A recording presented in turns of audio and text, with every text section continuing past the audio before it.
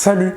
Aujourd'hui, je vais t'apprendre à lire sur le cercle trigonométrique. Alors, je ne vais pas utiliser de formules super compliquées ou de théorèmes, je vais juste apprendre à lire graphiquement. Alors, en fait, c'est pas totalement vrai, je vais quand même utiliser une formule. C'est celle-ci, celle que tu as apprise au collège pour calculer la circonférence d'un cercle. 2π fois r au carré. R, c'est le rayon du cercle qui se trouve ici, et dans le cas du cercle trigonométrique, le rayon vaut 1. Voilà, ça c'est comme ça qu'on utilise le cercle trigonométrique, c'est un rayon de 1. Du coup, dans notre formule, 2 fois pi fois r au carré, on peut remplacer le r par 1, ce qui nous donne 2π multiplié par 1 au carré.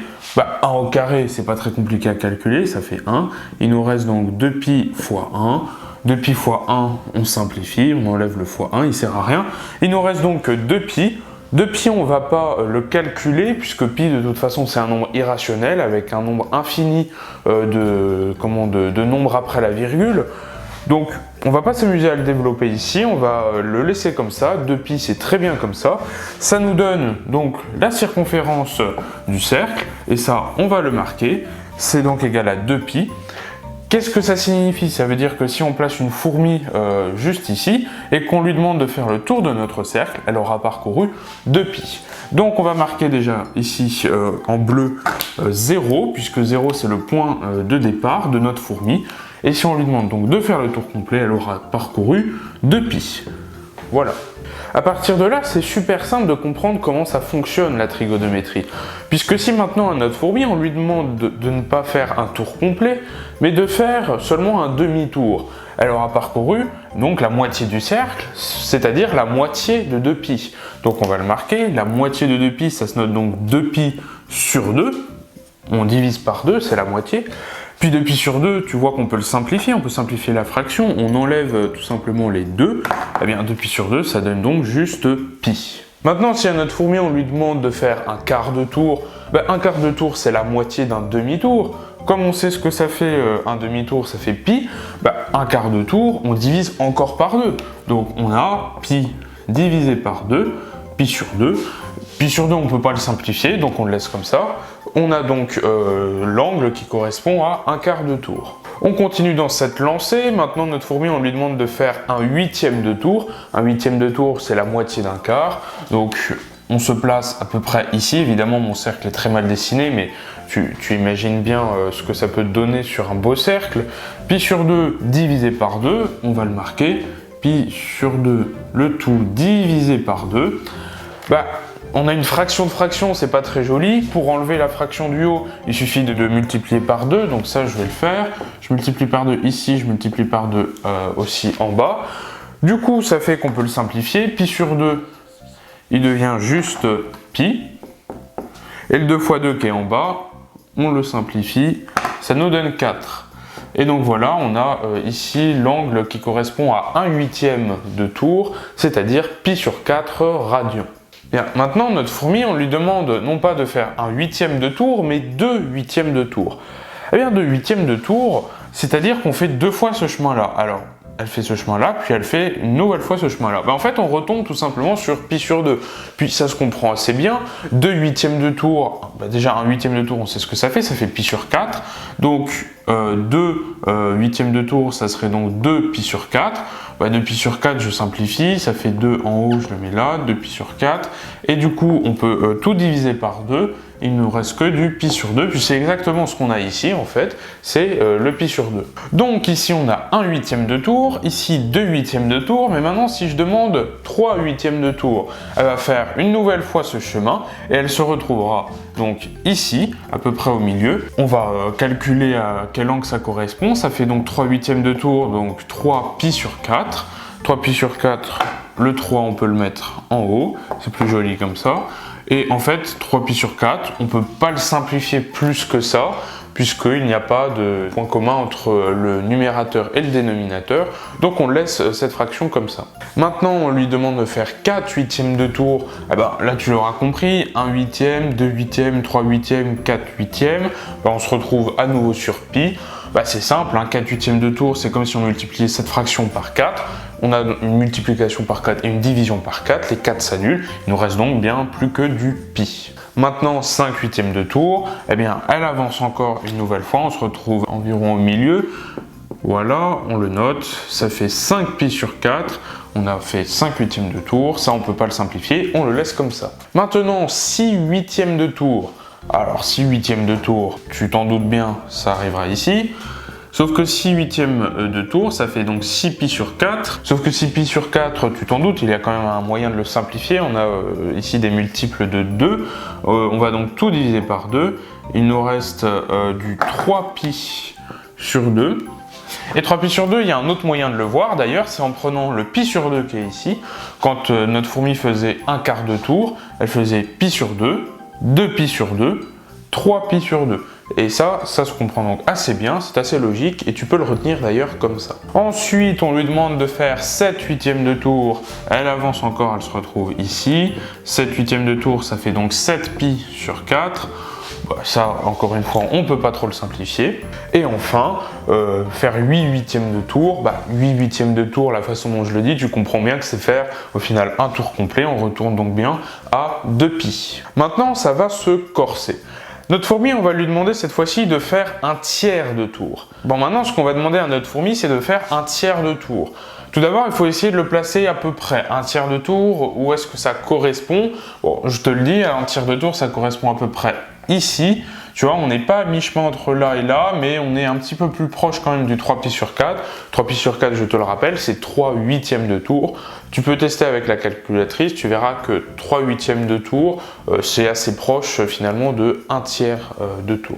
Et donc, un tiers de tour, ça correspond donc à faire un tiers de 2 pi. Et donc ça, on va le marquer, ça fait un tiers de 2 pi. Du coup, notre 2 pi, on peut le mettre au numérateur. Je le marque, ça fait 2 pi le tout sur 3. Et bien voilà, on ne peut pas le simplifier en fait. 2 pi sur 3, on le laisse comme ça. Ça nous donne donc l'angle qui correspond à un tiers de tour. Maintenant, notre fourmi, si on lui demande de faire 2 tiers de tour, on regarde tout simplement le chemin qui part de 0 jusqu'à 2 pi sur 3, qui correspond donc à un tiers.